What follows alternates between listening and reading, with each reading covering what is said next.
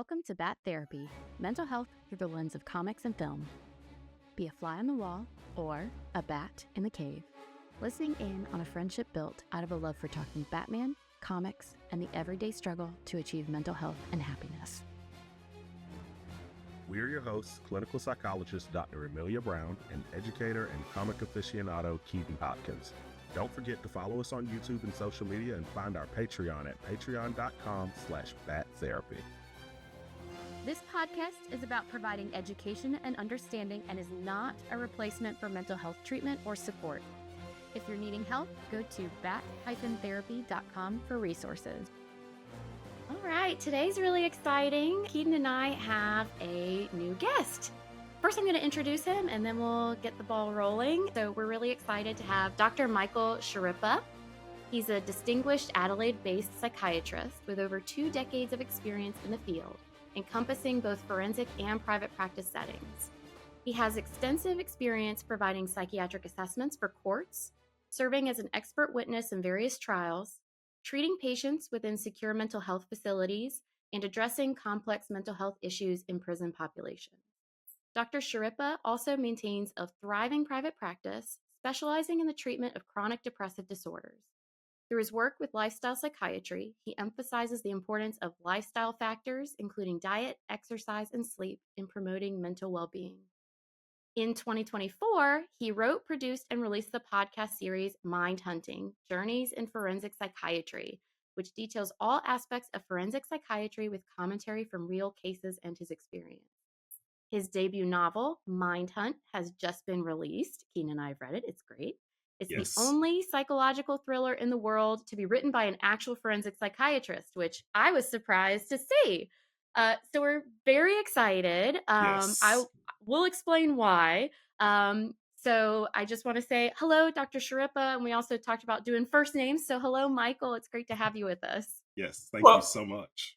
Well, hello, Amelia, and hello, Keaton. It is wonderful to be chatting with you, and thanks for that lovely intro, and thank you also for having me on this fabulous show that I am also enjoying listening to week after week, so thanks for having me on. Yeah, so we found out right before we started recording that this is actually helping you in the eyes of your teenage son who loves Batman, much. So... Loving that. I think this is the value add of this. I mean, talking to you guys is just the goal, but this is just sort of, to mix my metaphors, this is a bit of a cherry on top of that. So yeah, he's a big. There you go. It's hard to, be on the good side of kids at that age, from what I hear. It is. Yeah, we're already at the stage of.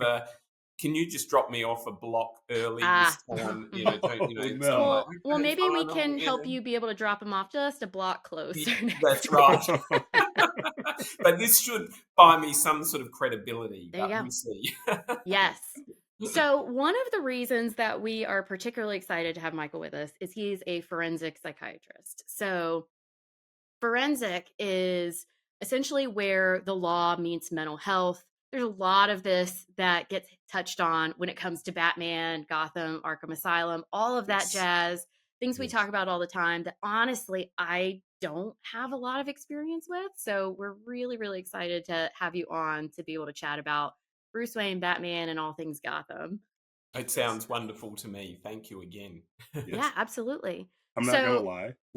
When I heard that we were interviewing a forensic psychiatrist, my first thought was, oh my God, that's a thing? This is amazing. This sounds like, because I guess I've heard of psychiatry before, but the fact that there's a specific section, forensic psychiatry, I did not realize that that was a section of it. And so I was super excited when I heard about this.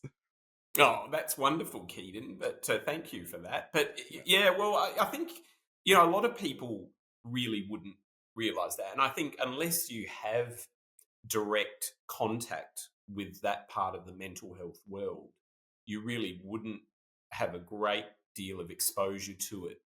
Otherwise, it is a fairly subspecialized area of practice, even within psychiatry. It has its own training program on top of general psychiatry, and really has its own way of doing things, because, so often in general psychiatry, when patients come to see you, they're coming to see you specifically for some sort of treatment. But it's very different in the forensic world, because really you're seeing people primarily for a lot of formal assessments, say for the criminal courts, to assess, for example, does this patient have a mental impairment or an insanity defence available to them? And also, what can we do to minimise the future risks of this patient, say, acting in a violent manner or some other offending type of behaviour. So the approach is often quite different in forensic psychiatry. So that's why it has really split off to become its own, subspecialty branch of mental health. And I think that's true too when it comes to forensic psychology as well. Psychologists within the Yes. forensic realm, it really is. It's a whole different beast. I have a number of colleagues that are in that field that I really respect. I really respect the Yes. forensic work, by the way, because I tend to work. So a lot of the work that I do is with severe and persistent mental illness. Oh, yes, Um, yes. so I'm kind of hitting on that next level down Yeah, in yeah, some that's good. ways. So really trying to help with daily functioning, trying to help overcome a lot of those mental health barriers to being Yeah, able to have quality of life. absolutely. And unfortunately, a lot of folks in their struggles, there is a legal component that comes into play, and it's really helpful to be able to have people that specialize in that specific area.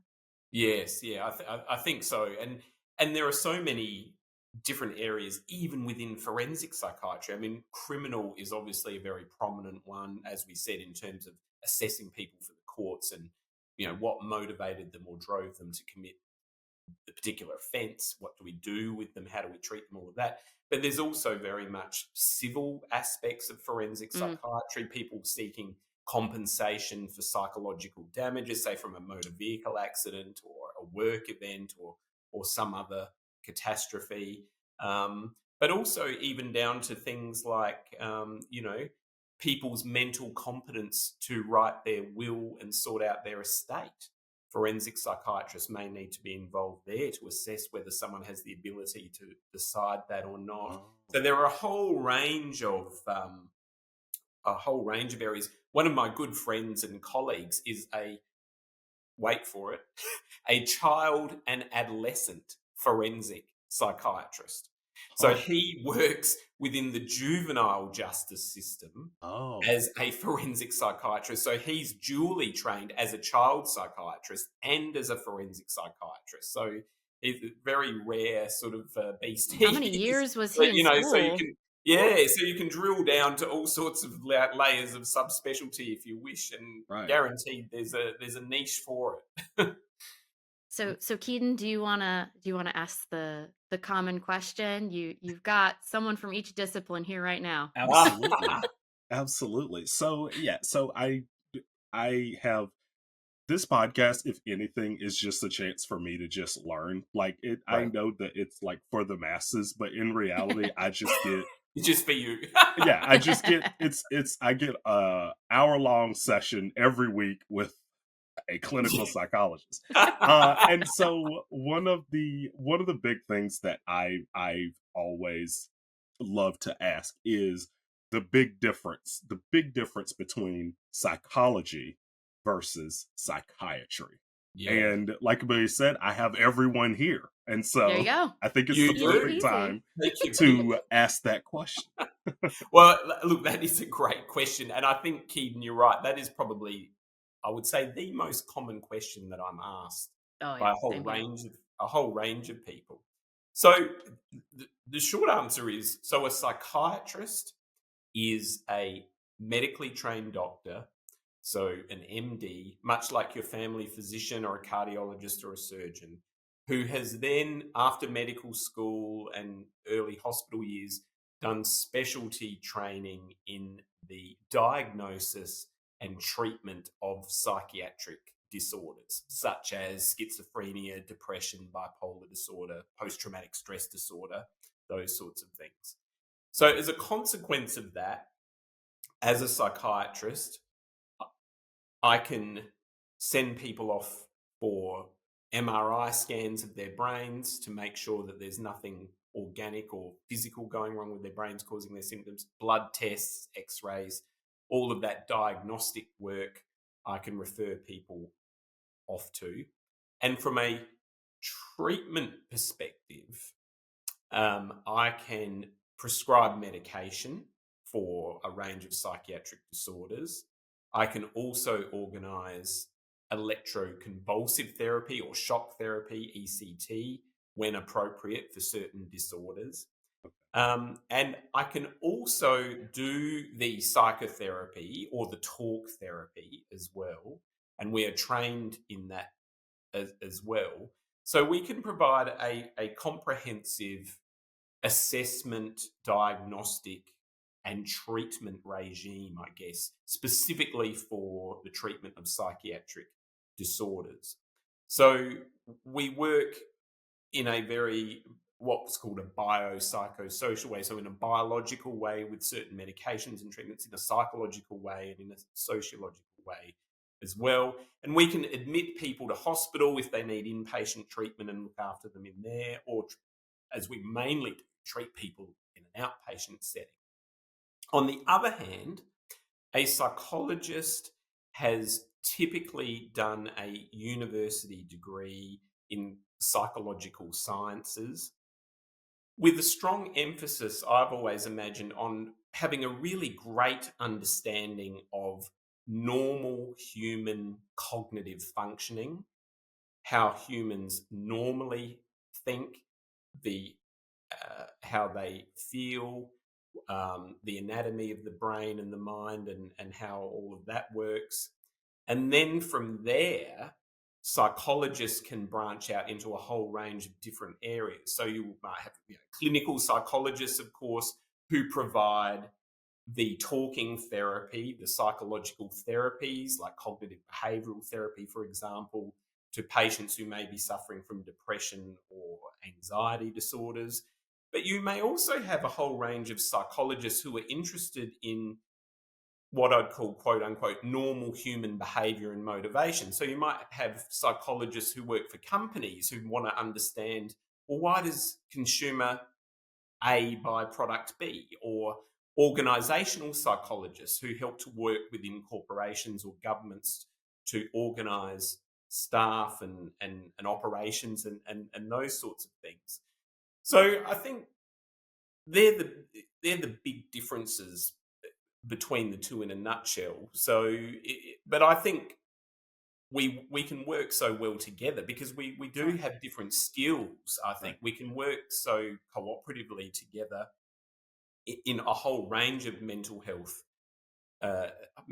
settings. Because I think, especially nowadays, I think a lot of clinical psychologists have a lot more in-depth training to deliver a broader range of psychological-based therapies now to patients, which is great. So in my own private practice, a lot of times I might sort out the medication with patients, but then they may also see a psychologist, and we can work together from that perspective as well. So it can be, we can forge really great working relationships together. Gotcha. So psychiatry kind of touches more on physical treatment and pharmacology, versus psychology is more mental, be the word, I guess, or it's I think it was a really good description, and I mean, like, kudos, because there's no more stress than, like, let me explain a discipline in front of someone from that discipline I just met. But I think that was a great explanation. Yeah, thanks.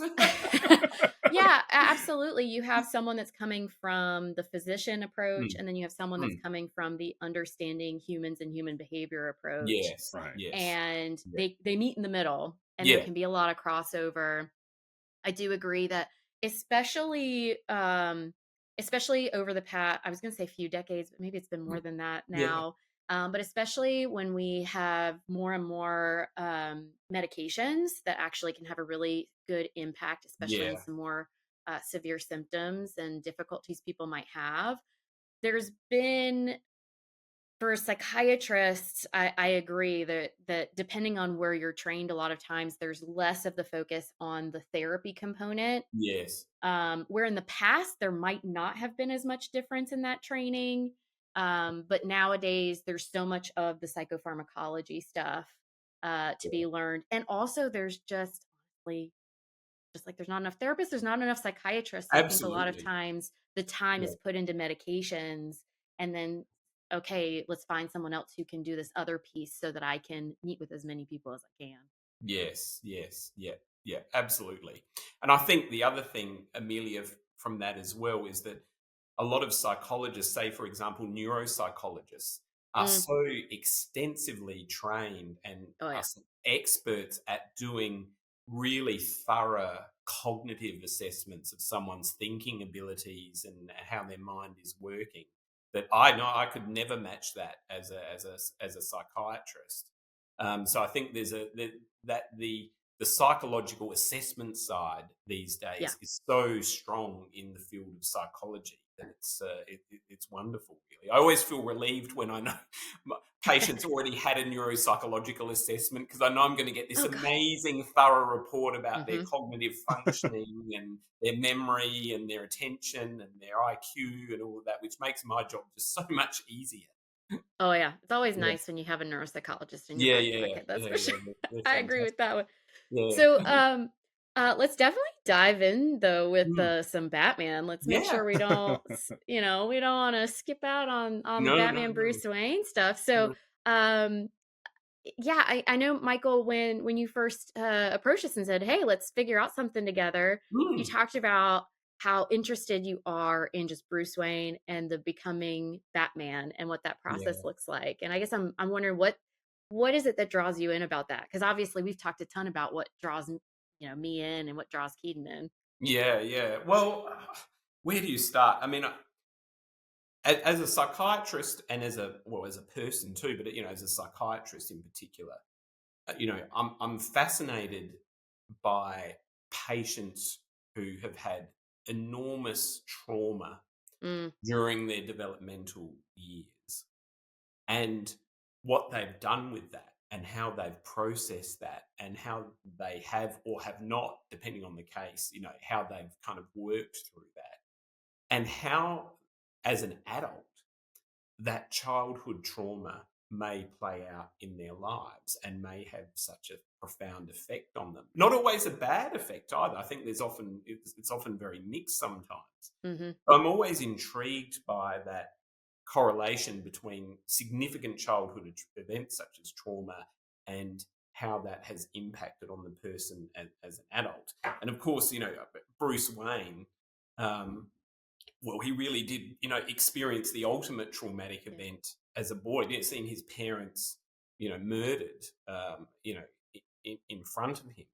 So it always makes me imagine what that must be like. I mean, there's not only the shock of the experience of the traumatic event itself and the post-traumatic symptoms that can come from that, the nightmares, the flashbacks, the anxiety, and the irritability as well. All of those disturbances that can flow from that.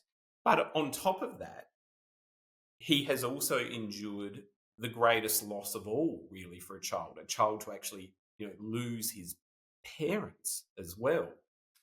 So it wasn't as though he just saw a stranger being murdered in front of him and then he had the safety and security to retreat back to his secure attachment figures of his parents back at home and be looked after. It was all gone in an instant. So, I'm intrigued that, of course, that as he developed and obviously had the sort of the grandfatherly paternal figure of Alfred, sort of being there to provide some degree of secure attachment to him as he was growing up. He still had to grapple with that enormous traumatic, event as a boy. And I think, he has sublimated that so much as an adult into his desire to, fight crime, try to rid the world of evil. And, I would think, well, it's going to be an endless quest, because unconsciously it's all about trying to bring his own parents back. I see it that way, but he's never going to get to that point, unfortunately. It's just going to be an impossibility. But it's driven him and continues to drive him so much in this quest to, to sort of seek vengeance in a way, but to try to make other people safe, where he was made to feel so unsafe and so insecure as a boy. So I think just that, that's just one element of the dynamic, but I think just that dynamic alone, I think is fascinating. That reminds me of I have no idea what episode at this point, Yeah, but at some point, Keaton, I remember you've talked to me about what it would be like having Bruce Wayne in therapy, and what would that look like, and Right. would that even make sense to do? And the interesting thing with him is that there are, and I definitely think that you're hitting on this, there are these just really deep underlying pains from what happened with his parents. And he could absolutely get something from therapy, but if he were able to really do the work, I don't think he could be Batman anymore, because of, like you were saying, that very strong drive underneath it all to not have a repeat of his parents for someone else, to, like you say, keep his parents alive. And which actually, really relates to a lot of other people when it comes to grief and trauma. And a lot of times, I see a lot with combat veterans, where you almost don't want to stop suffering because it feels like you dishonor or you lose the person who has died. And so just this complexity for him in almost keeping himself tortured so that he can continue to be Batman. Yeah, absolutely. I think that point, Amelia, about keeping himself tortured, I think is incredibly important in this, and very powerful, because remembering the age and developmental stage Bruce was at when his parents was killed was absolutely pivotal. As a young boy, he was still grappling with ideas of right and wrong. He was still grappling with boundaries and where they may lie. He was still grappling with developing his own conscience in a way. He was still emotionally, obviously, developing quite a lot, as well. And of course, I've seen it in my own patients, and Amelia, you may well have as well, and Keaton, you may have heard of this. Often when young children lose a parent, they blame themselves because they may have been, for whatever reason, in the child's mind, angry with that parent the day before or in the lead up about maybe even some sort of trivial issue. But because they haven't developed that sense of permanency yet in their own, cognitive development, they can correlate the parent's death with their own kind of angry fantasies in a way, and think, oh God, did I do this? Have I done this? Because, I went to bed last night and the last thing I said was, oh, I wish my dad was dead, in that childish sort of childlike kind of way, but for the kid of that age to then see that played out in such concrete, brutal reality in front of him can actually harden that fantasy and embed it into the psyche. And I think, yes, as you said, Amelia, that ongoing torture can be a remnant of that sometimes, that self-blame ultimately. And it's interesting in some of the Batman films, there are scenes where people, maybe Alfred tells Bruce Wayne, you're not responsible for your. I think it's the first Christian Bale movie where he's being trained up to become Batman. Oh, don't you worry, Keaton can probably tell you the exact scene. Is it? it Yeah, was yeah, Ra's al yeah, Ghul's yeah. It says talking to to him, Bruce, and he's like, "It wasn't your fault. It yeah, was your that's right. And I father's." think Right. that is such a poignant line to say because I think he would believe wholeheartedly that it was his fault.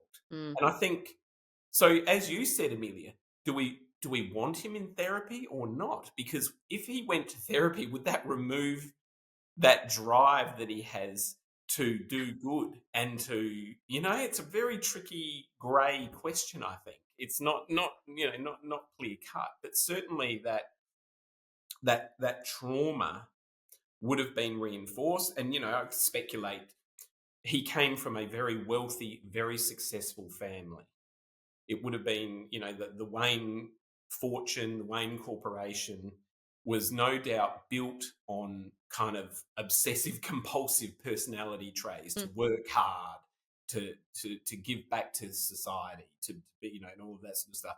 So I think temperamentally, Bruce would have been born with this ingrained obsessionality, this that he would have inherited, I think, from his parents, because he then, as he matures into an adult, Bruce is he's obsessed with building the perfect body, with he's a non-drinker. He wants to be somehow more than, so he channels that obsessionality, I think, so Absolutely. much into who he becomes. As And Batman. I think it too, it hits on this piece where I like how you talked about it with the trauma before, and Keenan, I remember one time we talked about post-traumatic growth. And a lot of times we think of these terrible things that happen or that we do, Right. and we focus in on all of the bad pieces of it. And obviously we don't want to invalidate the horrible things and what that is for someone, and also finding the way to honor the resilience. And so here we are with this conundrum of, here are these things that have happened to Bruce Wayne and that he continues in some ways to do to himself. And um, it would be a shame for anyone to go through that. And at the same time, wow, look what he's able to do with it. And does it mean he's always got great relationships with people? No. No. Does it mean that he's as healthy as he could be? Arguably, no. But it is getting him somewhere that pretty much no one in his universe, no one else is able to achieve, which is pretty cool. Well, and the way that I kind of think about it too is, I think there's definitely like a part of him that just simply wants to help people. Like, even like looking at y'all's professions, y'all got into this profession to help people, right? Yes. But at the same time, at a certain point, it's time for you to go home. It's time to eat dinner. Yeah. It's time to go to bed. Yeah. I think that's where it locks in with Bruce, that he can't turn it off. Like, that's his biggest. Interesting. Because I feel like if he were in therapy, if he got like treatment and was able to actually get help, because I don't want to say complete treatment, because I feel like mental health is one of those things that's just, it's a race that you just run throughout your life, right? But if he were able to get treatment for the obsession, I think he would still be, I think he could still be Batman. I just don't think it would be this. He wouldn't be the epitome. Right. You know what's really interesting about what you're saying is it's making me think of other clinicians that I work with. So it takes work to create boundaries for yourself, and like you said, put the work away, set things aside.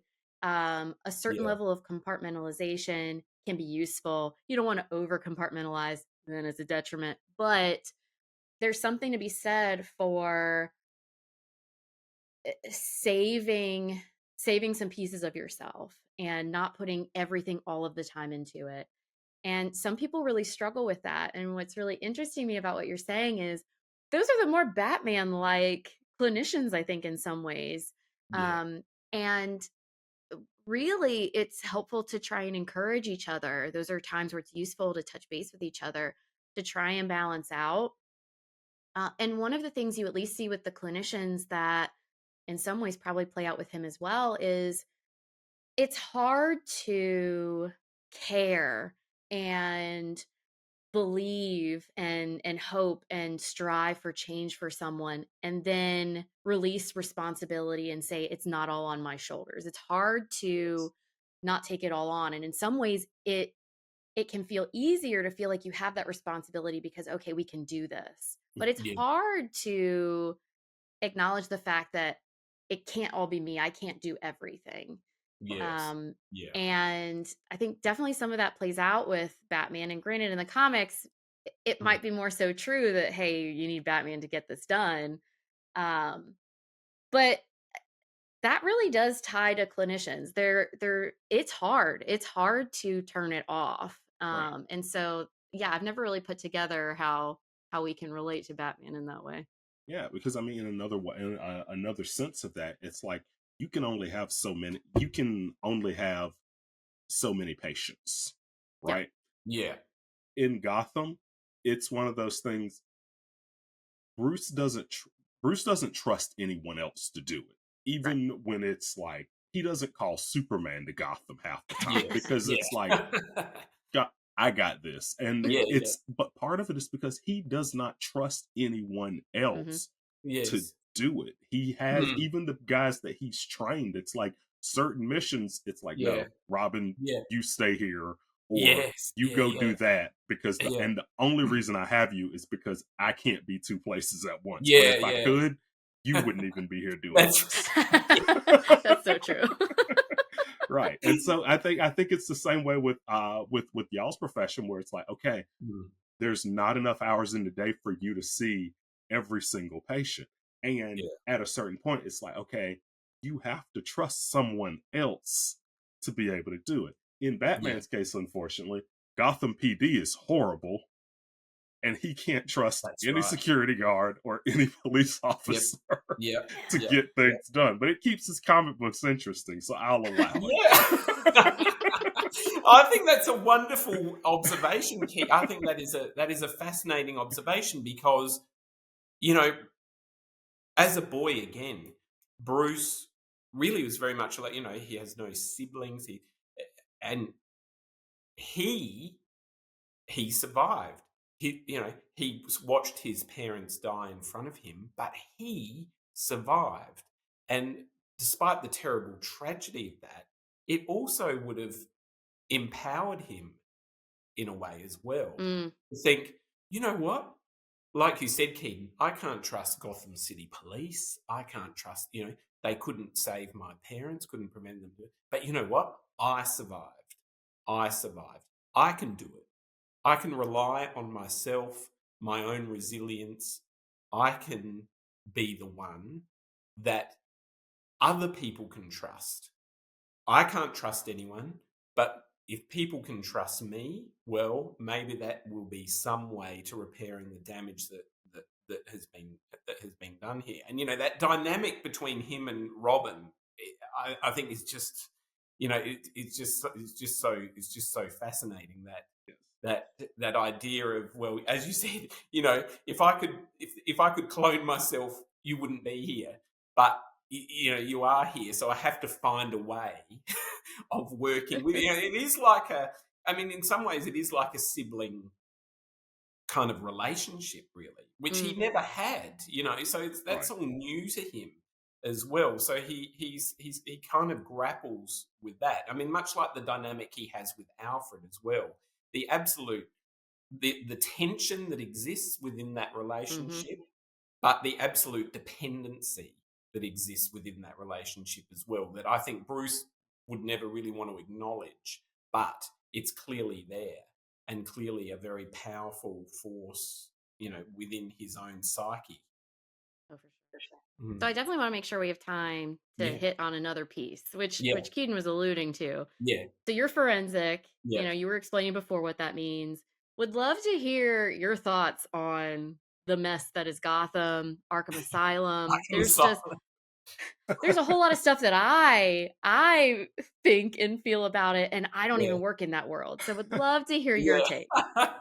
I mean, I don't know if I would take a position at Arkham Asylum, given what happens to some of the stuff.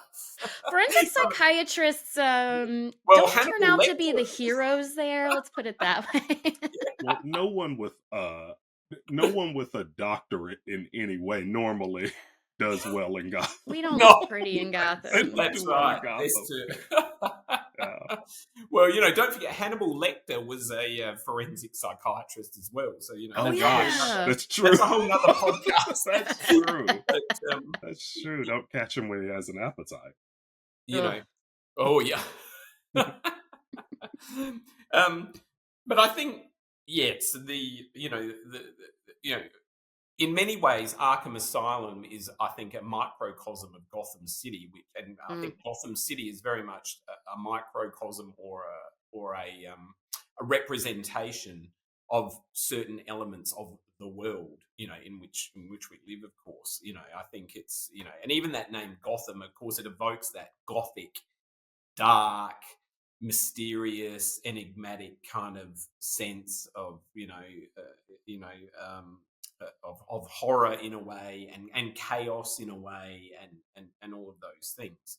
So I think Arkham Asylum, in many ways, it does try to capture that idea that, okay, people who are psychiatrically disturbed and who are criminal offenders, they do need their own separate facility in which they need to be housed or treated or whatnot. But one of the difficulties, of course, is, well, when I look at some of this stuff from a forensic psychiatric perspective, it's almost like, well, but how many of the patients as such that are housed in Arkham Asylum are actually psychiatrically ill versus just having a severe personality disorder, like a psychopathic personality, in which case, in the real world, a lot of them, they would be housed in a regular prison as such. Because so if you could just delve into that a little bit more. Sure. Because I think for some of our listeners, they might not necessarily know that difference. Yeah, for sure. So several of the characters in Batman are what we would consider to be psychopathic personality types, or have a psychopathic personality disorder, or what is sometimes called an antisocial personality disorder. Now, these are the people who, by their own personality, their character, who they are as a person, have little disregard for the law. They have no sense of empathy for other people. They certainly have no sense of remorse or guilt about the crimes that they have committed. And they're driven by this relentless internal dynamic to have power and control over other people. These are the hallmarks of the psychopath, or the person with an antisocial personality. So that is not considered to be a psychiatric illness as such, because it is an ingrained part of the person's personality. It is enduring. It doesn't really fluctuate much or change. And there's no kind of treatment as such that is going to, quote unquote, cure that psychopathic personality style. It is essentially who they are. So when those people are confronted with the criminal justice system, their penalty, or the outcome for them, if they're found guilty, is jail. They are not sent to a psychiatric hospital for treatment, because really, what is there to treat as such? They are sent to prison, because that really, for severe psychopathic personality types, that is the only place that's going to keep us safe from them, is having them removed from society. So a lot of serial killers, for example, have a psychopathic personality and end up in prison. On the other hand, those people who commit offences because of a particular psychiatric illness, for example, a relapse of a psychotic illness, such as we might see in schizophrenia, where the person loses touch with reality, they have a lot of paranoid persecutory delusions. They might be hearing voices that are commanding them to carry out certain things. Or someone who has the mood disturbance, bipolar disorder, where they have episodes of severe depression and severe mania, high moods, and may commit offences when they're in a high mood state. They would be sent to a place like Arkham Asylum because they have committed a criminal offence, but they also have a psychiatric illness that does need treatment and is likely to respond to treatment as well. Because the whole idea of the forensic psychiatric facility is, let's place these people in a very secure facility, but it's not for the purposes of punishment. It is for the purposes of treatment.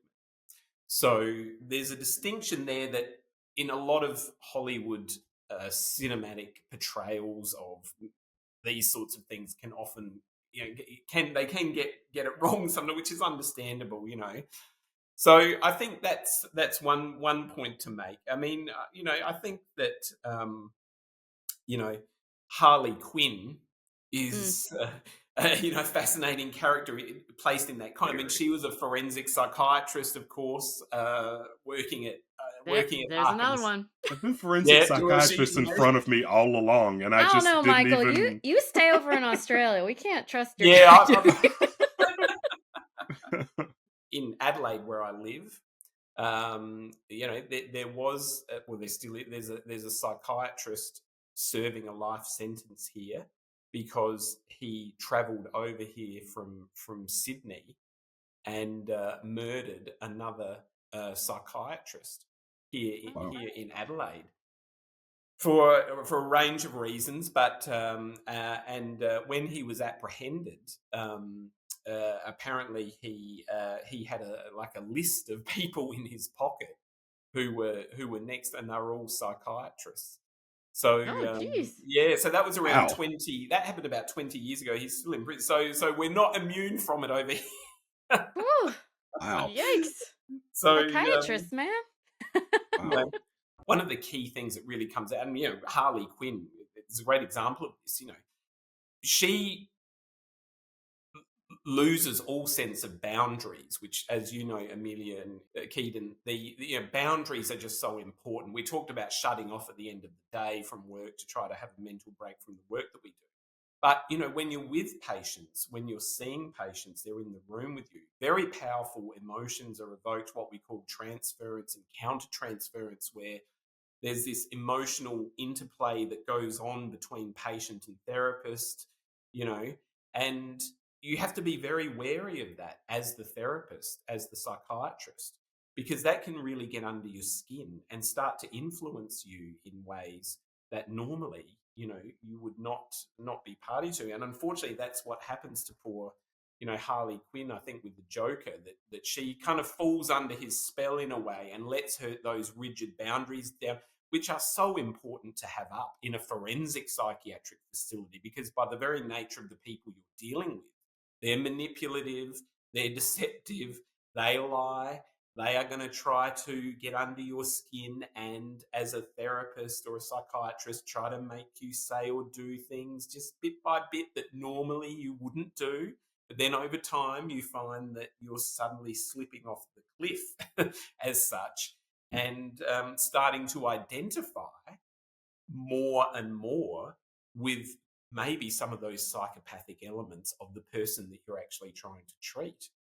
And that's a very dangerous situation to be in, as Harley Quinn discovered for herself. Yeah.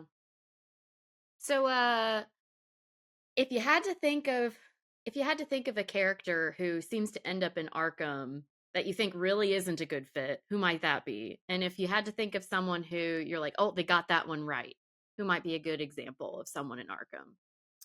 Well, I think the Joker is very psychopathic.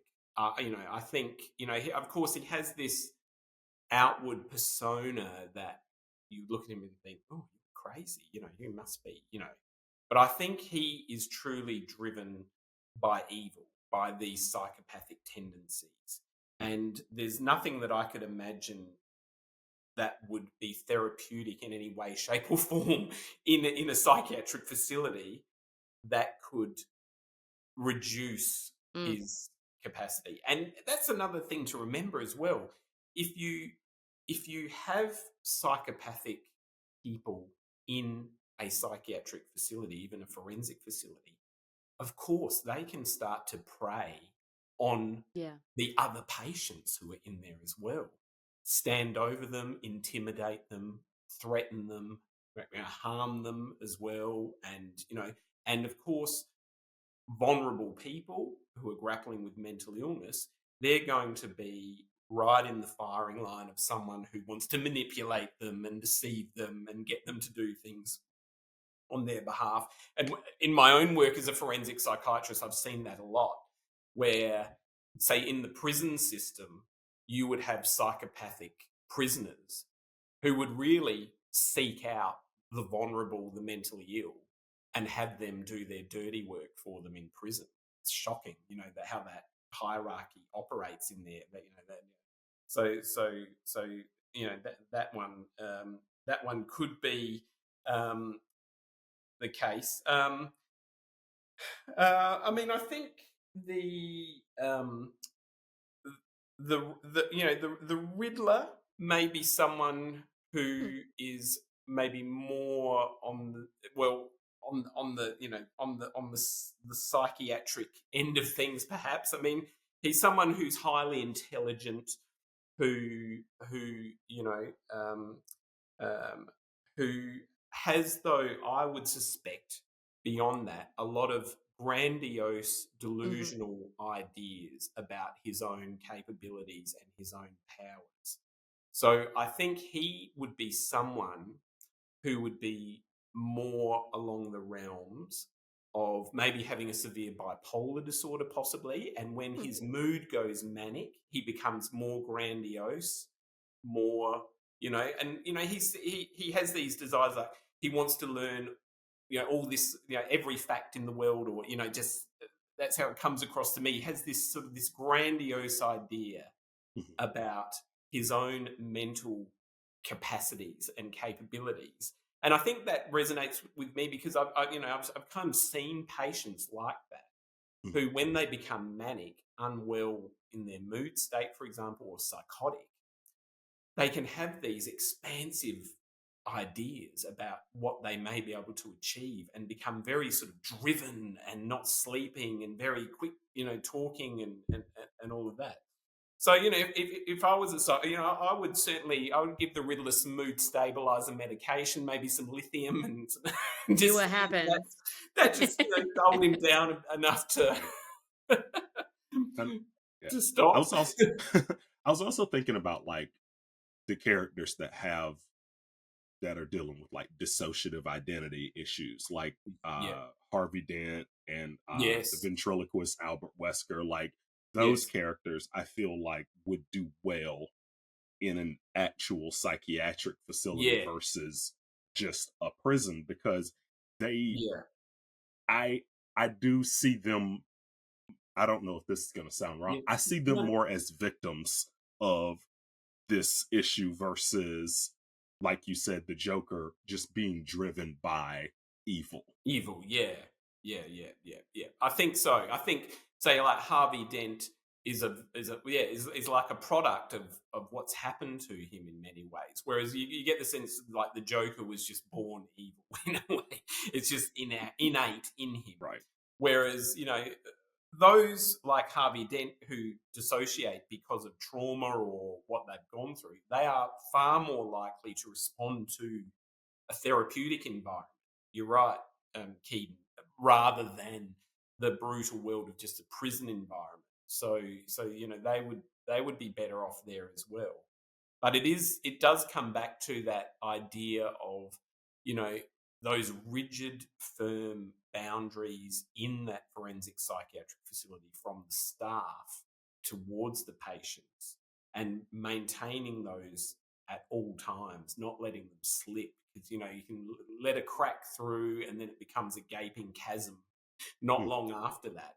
So, Well, and I just want to highlight how how incredibly difficult that skill must be, because in Yeah. general, holding boundaries can be hard, but Yeah.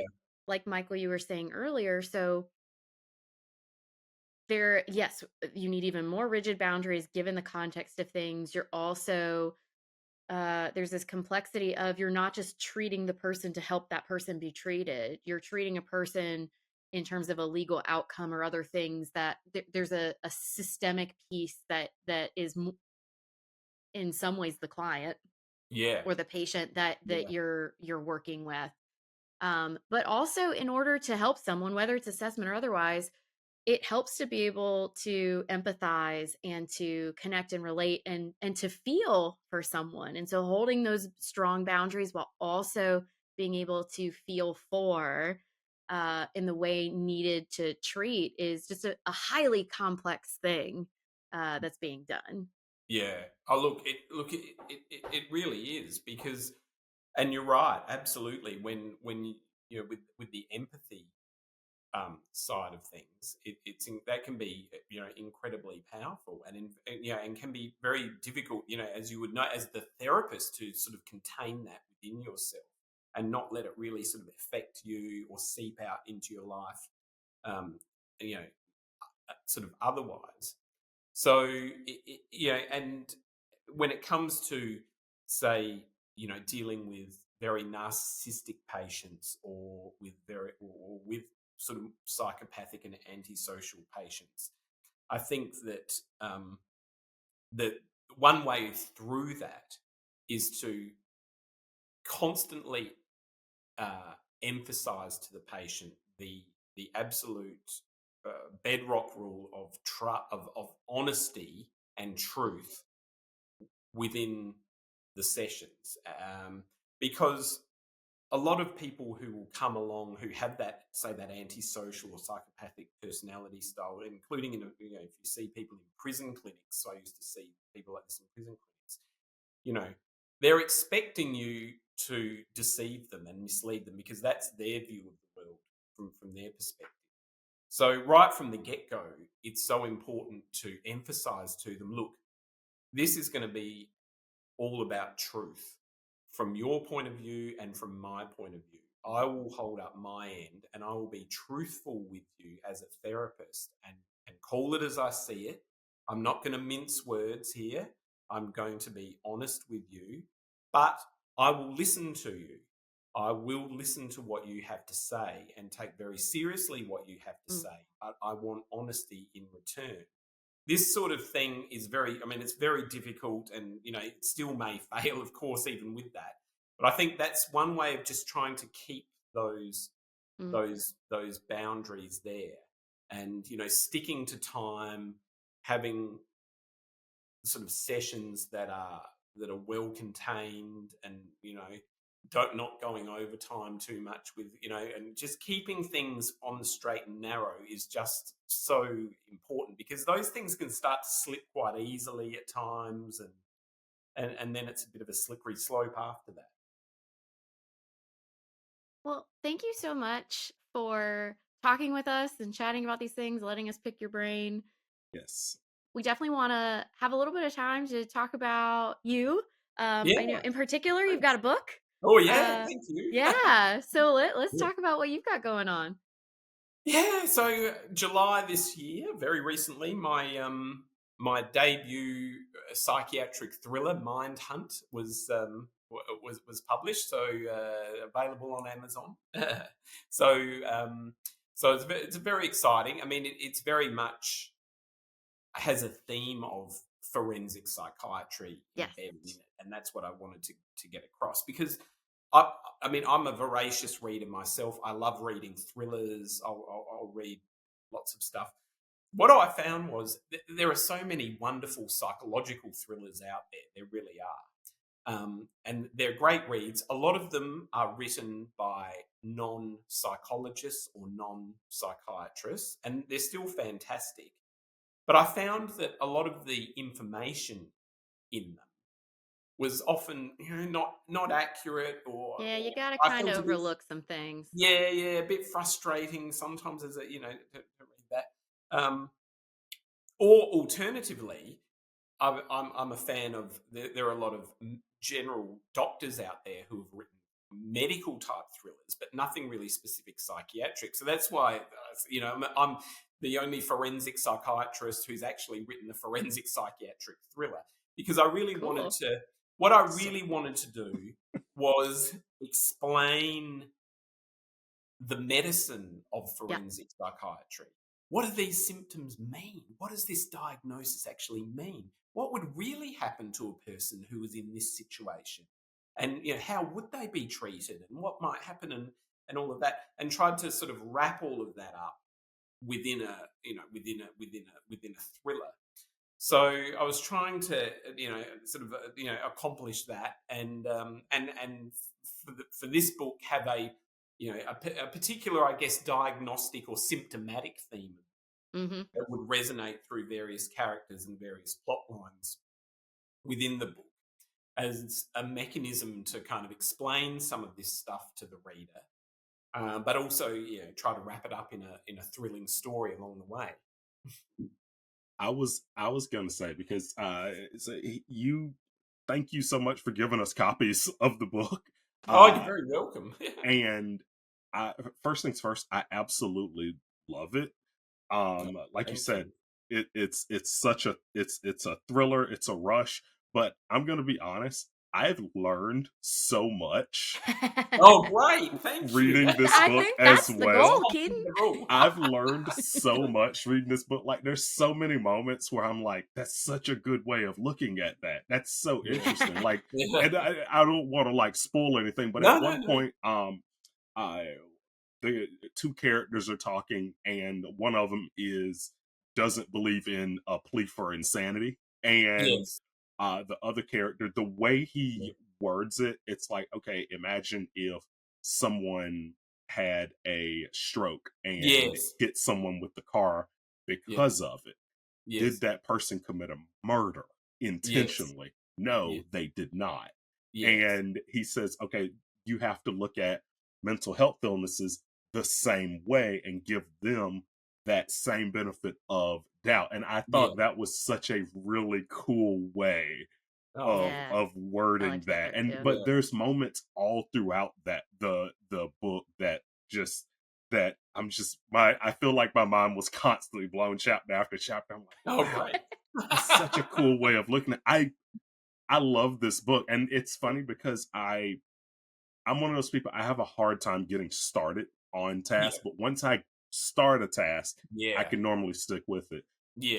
Within 72 hours of beginning this book, I was through it. Like, I was, I couldn't put it down. I couldn't put it down. And so, thank you for sharing that book with us. And thank you. I absolutely love it.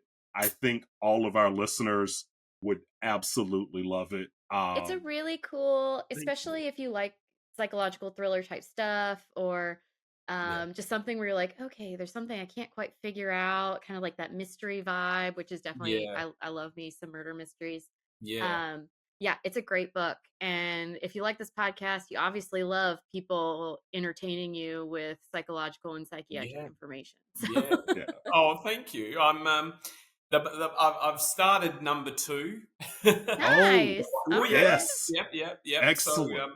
So is it going to be the same main character? Yeah, the same main character. Nice. So Dr. Giorgio, I think Dr. is his name. Dr. Giorgio, So I gotta say, Dr. Giorgio, listeners, once again, you should check it out. I love Dr. Giorgio. When he first gets introduced, you're like, okay, is he going to be a tool? Is he going to be that's right. cool? Like, what do you think?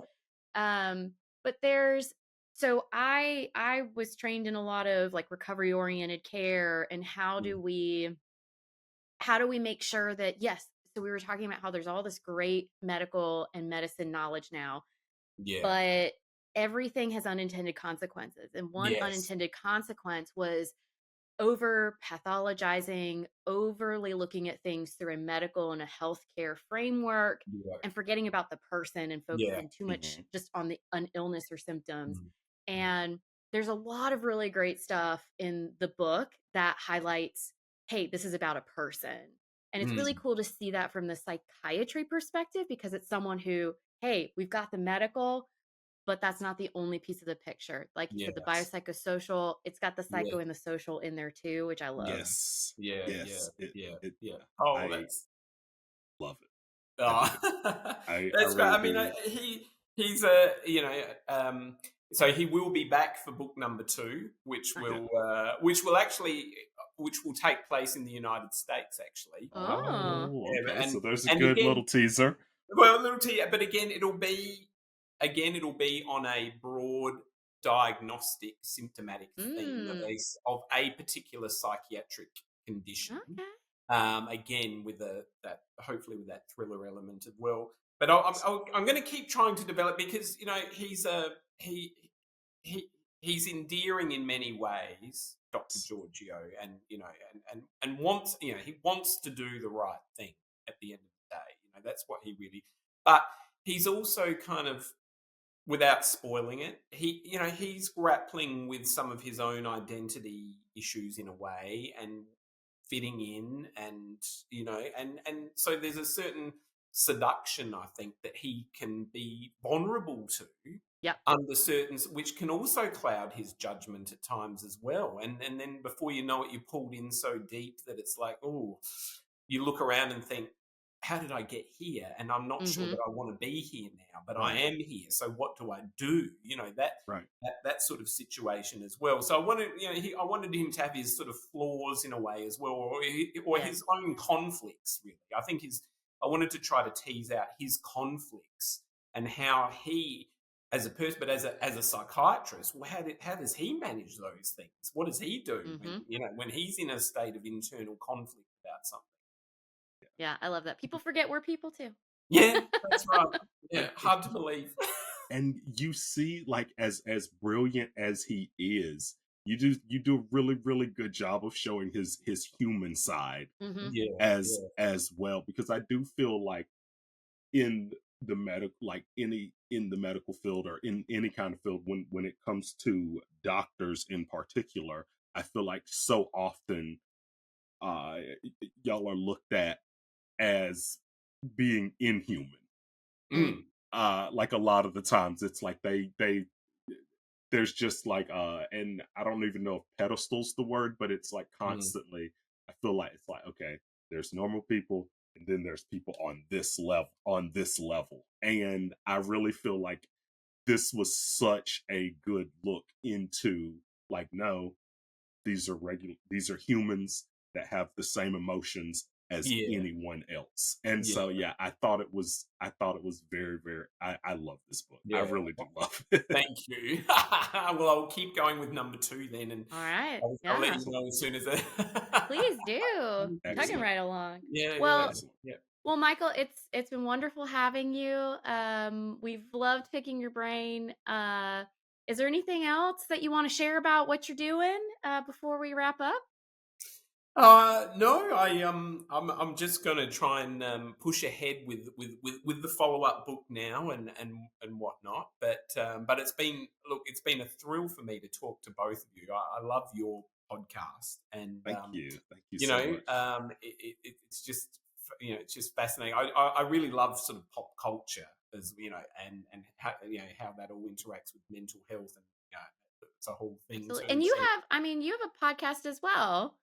Yeah, I do. So I do. So I do my mind hunting journeys in forensic psychiatry podcast, where each episode looks at a particular topic within forensic psychiatry from a non-fiction point of view. I'll often talk about a case and then a bit of the theory behind the case. But then also at the end, I will introduce a pop culture reference, like a film or a TV series or book that is also on that theme as well. And I did listen to one of your episodes is about Hannibal Lecter. Yeah, it is. Yeah, one of my I made sure to listen to that one. Yes. It's great. Yeah, definitely recommend checking that out as well. If you're eating this up and you want to learn more about forensic psychiatry or just the forensic world in general, it's really like Michael, like you're saying, it's really great. And shorter episodes than we tend to have, which sometimes I wish we were a little shorter. So it's easy for a car ride. But definitely check that out. That's right. Absolutely. Well, yes, thank you so much for coming and chatting with us. It's been an honor. Well, thank you. It's been my absolute pleasure. And anytime at all you want to chat, I'm here. So it's been a wonderful talking to both of you. Thank you so much. Thanks for nerding out with us. I'm clinical psychologist Dr. Amelia Brown. And I'm educator and comic aficionado Keaton Hopkins. Check out my TV and movie reviews on YouTube at Team JVS. Check out our website at bat-therapy.com, our Bat Therapy YouTube channel, and follow us on social media. And don't forget our Patreon page at patreon.com/battherapy. See you next week. Same bat time, same bat channel.